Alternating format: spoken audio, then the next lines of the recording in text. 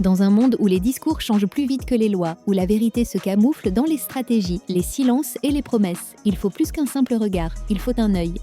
Bienvenue sur l'œil politique. Chaque semaine, nous nous engageons à décrypter l'actualité sociopolitique sans détour. Nous allons au-delà des apparences, explorant les faits, le contexte souvent ignoré et les implications profondes des décisions qui façonnent notre avenir collectif.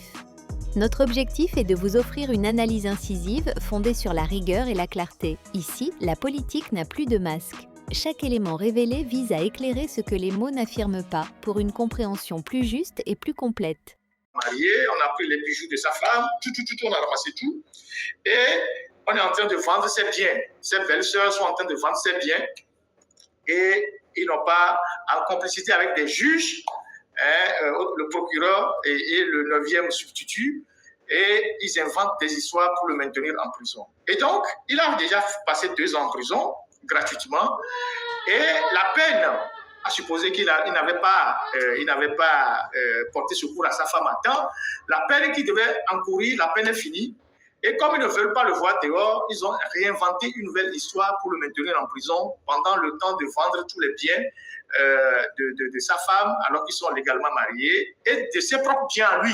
Donc, comme la justice, c'est l'Inyassingbe qui décide, donc ses belles-sœurs viennent mouiller le procureur, viennent mouiller le 9e substitut, et ils le maintiennent en prison. Et maintenant, comme ils savent que il n'y a plus de raison pour le maintenir en prison, ils viennent inventer une histoire comme quoi il faisait de l'inceste avec son enfant garçon, son propre enfant garçon. Et son enfant garçon, et le gars tombe des nues, et ils vont amener l'enfant à la clinique, à l'hôtel, à l'hôpital Dr Lafia. Ils ont fait des analyses en disant que ouais, l'enfant est malade d'hépatite, et que le papa aussi est malade d'hépatite, alors que l'enfant, on n'a jamais détecté l'hépatite en enfant. Qu'est-ce qu'ils ont fait? Ils ont allé faire une analyse à Dr Lafia, et l'analyse est négative.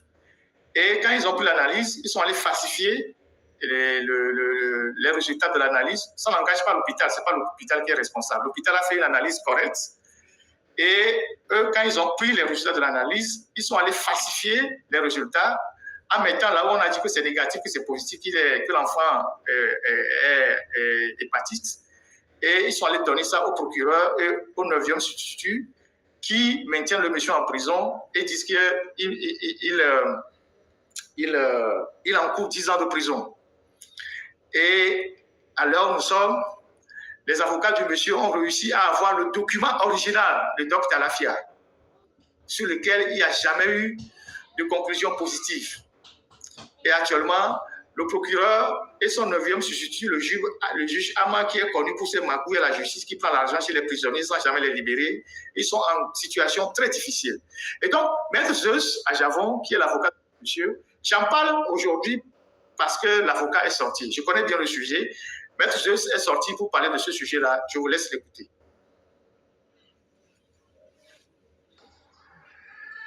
On dit qu'il a couché avec son fils. Avec son fils. C'est ça qui est obtenu actuellement. La nouvelle procédure qu'on a montée comme lui, c'est ça. Qu'il aurait couché avec son fils. Son fils qui avait 8 ans. Vous voyez, un père qui couche avec son fils de 8 ans. C'est ce qu'on a remarqué. Donc, inceste. Je dis, mais, quand on est allé à la cour d'appel, moi, je dis, si quelqu'un peut penser, moi j'ai dit, là, j'ai entendu, j'ai appris que des hommes couchent avec leurs filles et éventuellement les mettent enceintes. J'ai appris ça. C'est pas normal, hein. C'est comme nature. Ça, j'ai quand même entendu ça. J'ai entendu qu'on frère a couché avec sa soeur. Et que même le frère a fait des enfants à sa soeur. J'ai entendu ça. Ça peut arriver, c'est comme nature, mais ça arrive. Parce qu'on a déjà vu ça. Mais qu'on dise qu'un père a couché avec son fils de 8 ans, c'est la première fois de ma vie que j'ai entendu ça. Son fils. On a fait les analyses. Pour ça, vous savez, quand un adulte couche avec un enfant, que ce soit pas fellation, que ce soit une fille, pas devant, il y a des traces, nécessairement. Parce que le sexe d'un adulte, sauf cas exceptionnel, cas extraordinaire, lorsque la personne a des maladies, son sexe est tellement petit que c'est petit. Même ça, le sexe d'un adulte, dans le sexe d'un enfant, ou dans l'anus d'un enfant, ça laisse des traces irréversibles et indéfinies, perpétuelles. On a fait l'analyse des enfants. On a poussé le turcudence à faire l'analyse des 2 enfants. L'enfant qui avait 8 ans, qui a maintenant 15 ans. L'enfant nourrisson, il y a 8 ans. 7 ans, 8 ans, il était nourrisson, il venait de naître. Maintenant, il a 7 ans. On a fait l'analyse aussi pour savoir si le père a couché avec cet enfant-là. Et aussi,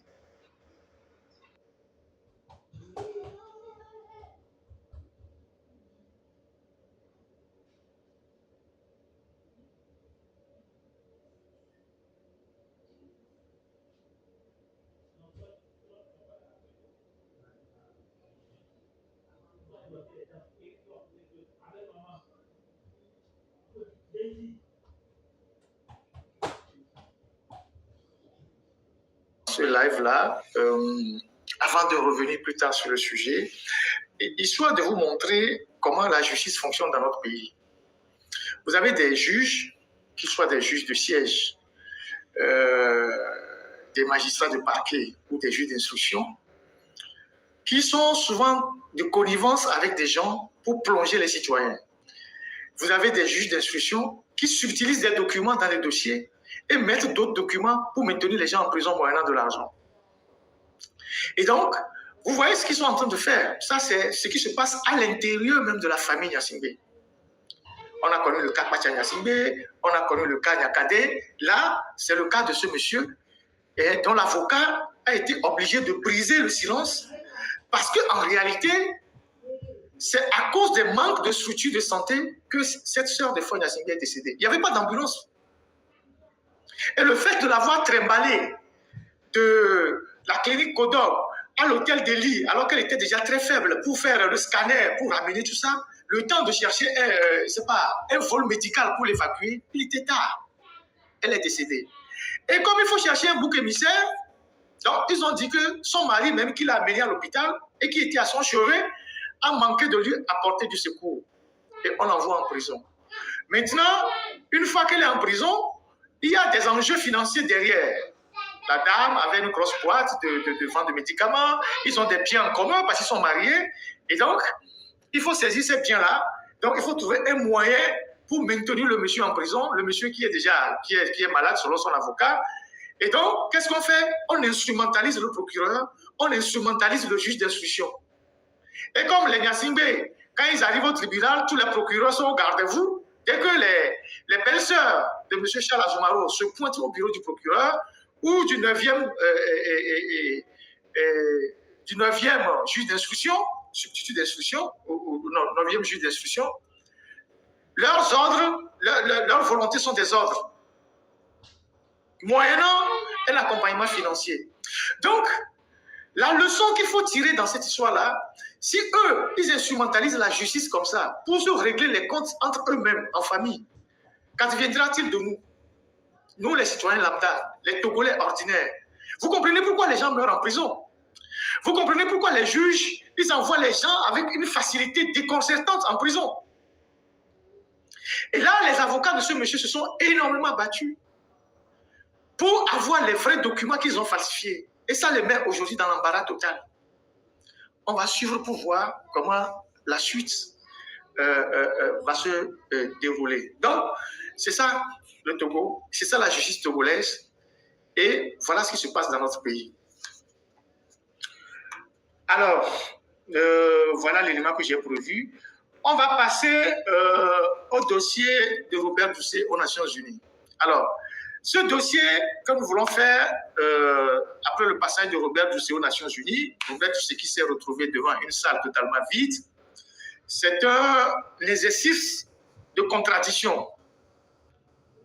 Ça n'a rien à voir avec tout le reste. C'est un exercice de contradiction parce que le ministre des Affaires étrangères a énuméré des chiffres, a énuméré des données. Nous voulons voir si ces données cadrent avec la réalité du terrain. Ceci est un exercice de journaliste avec une expertise extérieure. Ce n'est pas un exercice d'activiste. Donc c'est un exercice de journaliste qui confronte les données. Il a dit que le Togo se porte bien, le Togo va bien, tout se passe bien au Togo. Le Togo, c'est un paradis terrestre. Les routes sont goudronnées. On a goudronné même les routes qui sont en l'air. On a tout fait. On a les meilleurs hôpitaux. On a l'assurance maladie. On a tout au Togo. Et donc, le Togo, c'est le meilleur pays au monde. C'est ce qu'il a dit. C'est une bonne chose. Mais la seule chose que les Togolais demandent, vous avez bien travaillé. C'est une bonne chose. Il faut partir. Tout ce que vous avez fait là, c'est bon. Vous avez fait les routes en bas, en l'air, en haut, partout, sous la mer. Tout ça, c'est bon. Les Togolais vous remercient. Mais les Togolais disent, 20 ans là, il faut partir. Parce qu'à côté, les gens ont fait aussi bien. Au Ghana, au Bénin, les gens ont bien fait, mais ils sont partis. Vous avez très bien fait. Assurance maladie, bravo. Les universités, bravo. Les écoles, bravo. Les routes, bravo. Les pistes rurales, bravo. L'assurance maladie pour 3 millions de Togolais, bravo.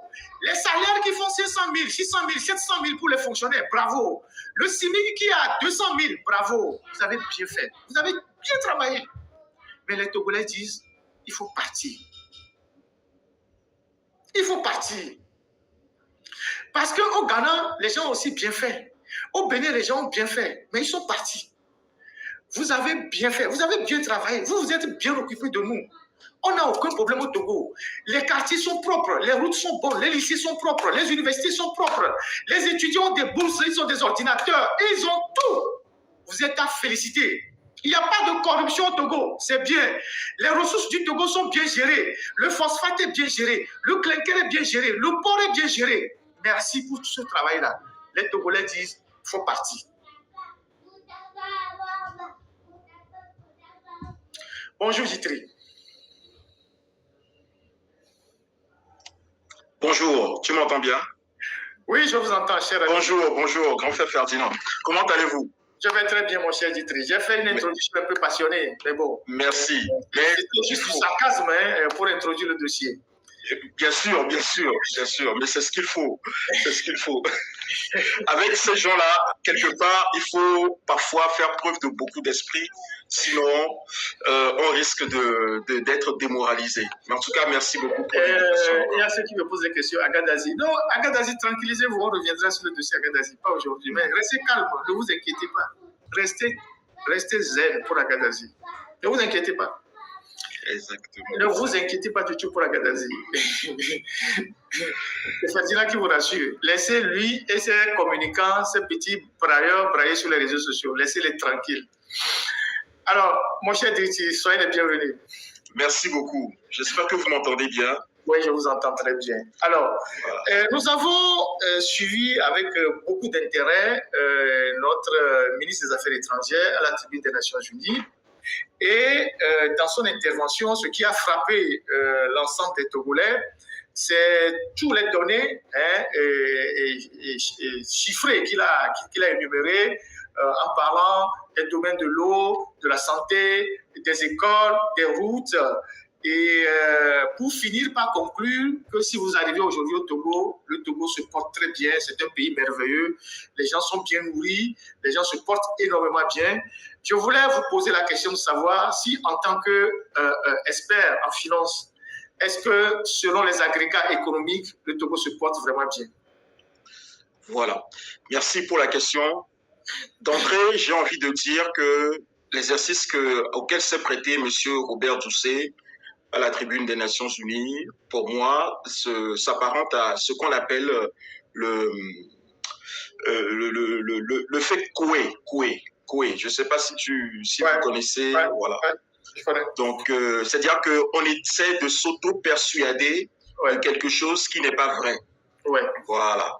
Donc, c'est un peu à cet exercice qui s'est donné maladroitement et malheureusement, presque toutes les données qu'il a données ne sont pas exactes. Et on va décortiquer les données. Décortiquer un à un. Voilà. Alors, par quel sujet vous voulez qu'on commence par rapport à tout ce qu'il a dit? D'abord, je voudrais qu'on commence par l'évaluation du système de gestion des finances publiques, dont il a parlé en premier. D'accord. Donc là, j'aimerais bien d'abord replanter le décor. Voilà. Alors, il a dit que les réformes dans les finances publiques sont en très bonne marche et que en matière de digitalisation, de simplification des procédures fiscales et douanières, beaucoup de choses ont été faites qui ont permis d'augmenter les recettes fiscales, qu'il y a eu une opérationnalisation du guichet unique du dépôt des états financiers, un renforcement du cadre financier de la commande publique avec l'adoption de lois relatives au marché public et au partenariat public-privé en 2021, et aussi la possibilité de tenir des audiences en ligne, réduction des délais des audiences et des actes juridiques. Voilà. Donc, il a parlé de ces choses-là pour commencer. Et je voudrais juste planter le décor, rappeler à nos auditeurs pourquoi est-ce qu'il s'est lancé dans cet exercice. Il faut savoir que depuis quelques mois, l'État togolais est sous le feu de plusieurs audits internationaux. Voilà. D'où, je pense, le ton un peu à la méthode Coué de dire oui, tout va bien. Je voudrais vous rassurer que tout va bien au Togo, que le Togo va bien et que même le Togo va mieux. Oui, alors, déjà quand quelqu'un dit dans un discours, nous avons tous fait, nous avons fait la communication, c'est comment les discours sont argumentés, agencés et tout ça. Quand quelqu'un dit, je tiens à vous rassurer, c'est qu'il y a quelque part, il y a quelque chose qui ne rassure pas. Voilà, et c'est ce que je vais vous exposer tout à l'heure. C'est qu'actuellement, vous n'êtes pas sans savoir qu'au mois d'août passé, le FMI avait lancé un audit sur la gouvernance générale du Togo. D'accord? Et plus précisément, et l'une des composantes de cette gouvernance, c'était la gestion des finances publiques. Les amis, quand il s'agit des questions économiques, il faut rester suivre. C'est important pour notre pays. Voilà. Les questions économiques, les questions d'endettement, c'est important. C'est vraiment important qu'on se mobilise sur ces questions-là parce que ce sont ces questions-là qui permettent d'avoir une idée de la santé de notre pays et de ce qui nous attend demain. Donc, c'est très important. C'est ça, effectivement. Très, très important. Donc, depuis le mois d'août, le FMI a lancé un audit sur la gouvernance générale du Togo. Donc, ça s'est passé du 25 au 29 août dernier. Et il faut savoir qu'on attend normalement la publication de ce rapport d'audit-là. Et ce rapport d'audit est venu suite notamment à une revue qu'a fait le FMI au mois de juin, où ils se sont rendus compte que la dette publique du Togo a dépassé les 72%, c'est-à-dire le seuil imposé par l'UEMOA. Donc, on est en train de se rendre compte, le FMI, après s'être rendu compte que le Togo a violé quasiment tous les indices ou les critères de convergence de l'UEMOA, a donc lancé cet audit-là du 25 au 29 août pour réévaluer toute la gouvernance économique du Togo. Ce n'est pas fini.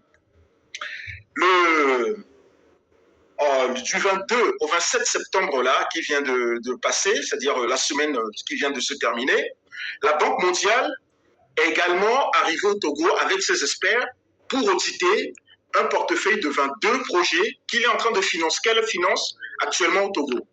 Il est question de projets de développement, projets en infrastructure, d'eau, d'électricité, de routes, etc., de protection sociale, etc., etc. Donc, la Banque mondiale est également au Togo actuellement et le portefeuille, le montant total de ce portefeuille de projet, c'est près de 400 milliards de francs CFA. Donc, il faut savoir qu'on a déjà 2 audits en cours au Togo par ces institutions. Et ce n'est pas fini. Nous avons également un 3e audit qui est fait là, spécifiquement sur l'OTR. Et c'est ce qu'on appelle... Avec la participation des Français, ce que j'ai trouvé. Voilà, avec la participation des Français. Il y a la direction, comment vous l'appelez, des Français, là, comment la Direction Générale des Finances Publiques, la DGFiP. Voilà. La Direction Générale des Finances Publiques française est à Lomé pour évaluer l'OTR. C'est quand même incroyable. Hein? C'est quand même incroyable. Alors, dans le cortège, dans la mission qui est venue pour évaluer l'OTR, il y a le FMI, il y a la Banque mondiale, il y a la TAF. Donc la TAF, c'est une organisation panafricaine de surveillance de la fiscalité africaine. Et il y a également donc la DGFiP, comme tu l'as dit, la Direction Générale des Finances Publiques. Donc il y a ces gros financiers. Ce qu'il faut remarquer, c'est que ce sont des organismes qui représentent les plus gros financiers, les plus gros créditeurs du Togo. Mais est-ce que une question bête, est-ce que l'OTR au Togo peut venir évaluer les finances publiques en France? Jamais. Alors, jamais. Les Français, ils viennent avec toutes les autres organisations que tu as citées pour évaluer l'OTR parce que nous leur devons de l'argent, c'est ça? Exactement, parce que notamment à travers l'AFD finance beaucoup de projets, notamment dans la modernisation même de l'administration togolaise. Il y a plein de projets financés par la France actuellement au Togo. Et donc, c'est ce qui explique que ces institutions viennent aujourd'hui financer, surveiller, contrôler l'OTR. Il faut savoir aussi que récemment, il n'y a pas très longtemps, c'est-à-dire il y a 2 ans, le système d'information DataFeed de l'OTR a été un système d'information qui a été importé de France. C'est-à-dire que c'est un système d'information acheté à la DGFiP.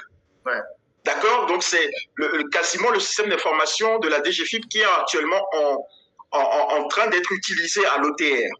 Donc il s'est fait que au cours de l'utilisation de ces systèmes d'information, on s'est rendu compte que les agents n'étaient pas suffisamment formés, malgré la formation qui a été dispensée au début pour ces agents-là. Donc, quelque part, toutes ces audits-là viennent aujourd'hui au Togo vérifier pourquoi les finances publiques du Togo ne vont pas bien. Parce qu'il y a une chose très importante qui a été remarquée également, c'est que toutes ces institutions ont remarqué que la croissance économique, parce que Robert Douce avait parlé d'une croissance de 7%, alors que c'est faux, la croissance économique du Togo telle qu'elle a été, comment dire, prévue, présagée par toutes les institutions, notamment la Banque mondiale, le FMI, la Banque africaine de développement, c'est 5%. Au plus 5,3, 5,4%. Et là, M. Robert Doucet nous dit qu'il y a 7% de croissance. Et ce n'est pas la vérité. Et ce qu'ils ont remarqué, ces institutions, c'est que la croissance économique au Togo n'est pas inclusive.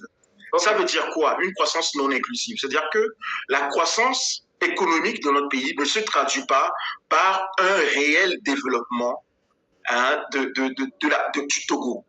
Une meilleure répartition du développement, une meilleure distribution de la richesse aux populations. D'accord.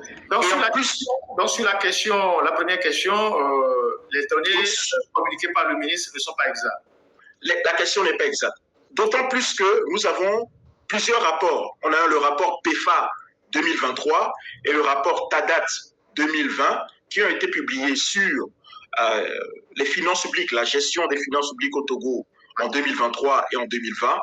Et ces rapports nous disent clairement que la digitalisation a du mal à se mettre en place au Togo, malgré tous les logiciels qu'ils achètent, que la simplification des procédures, c'est un chimère, parce que beaucoup de choses se font encore à la main et qu'il n'y a pas de réel logiciel de comptabilité, de